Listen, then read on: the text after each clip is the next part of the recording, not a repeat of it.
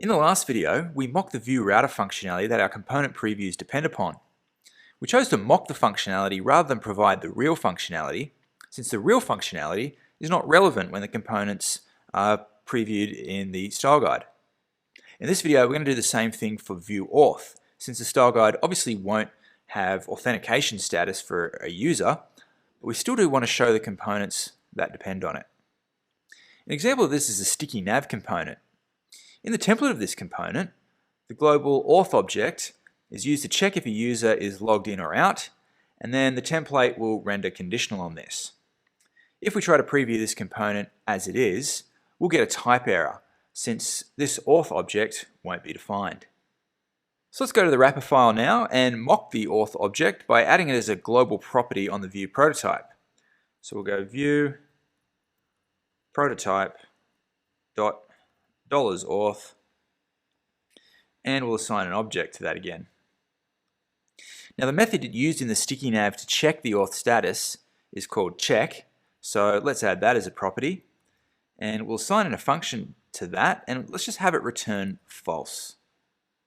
Now that the auth object is mocked, we can go ahead and document the sticky nav component. So we'll come down to the component definition, we'll add a doc block to the top, and we'll give it a general description, sticky navigation bar, and we'll add the version tag and make it version 1. Now at the bottom we're going to put the doc tags again,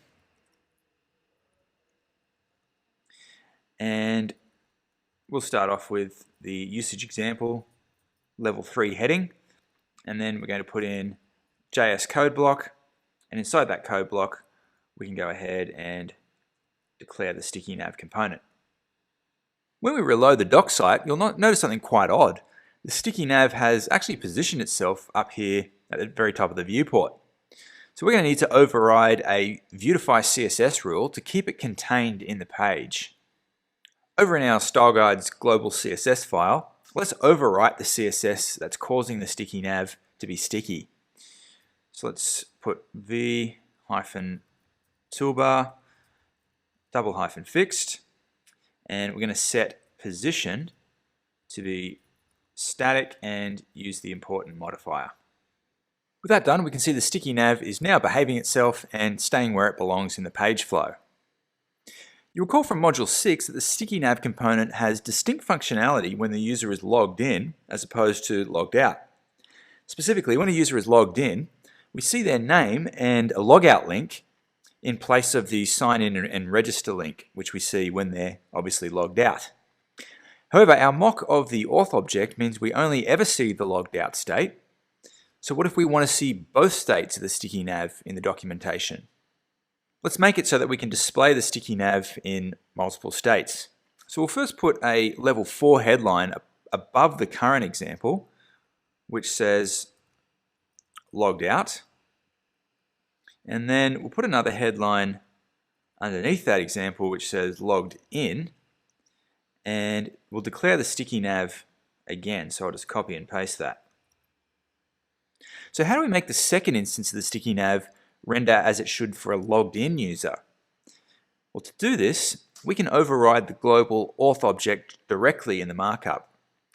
So above the second component declaration in the markup, let's firstly import the Vue module by going import Vue from Vue, and then we're going to go Vue prototype auth and assign this an object again, and that's going to overwrite the existing prototype mock that we've got.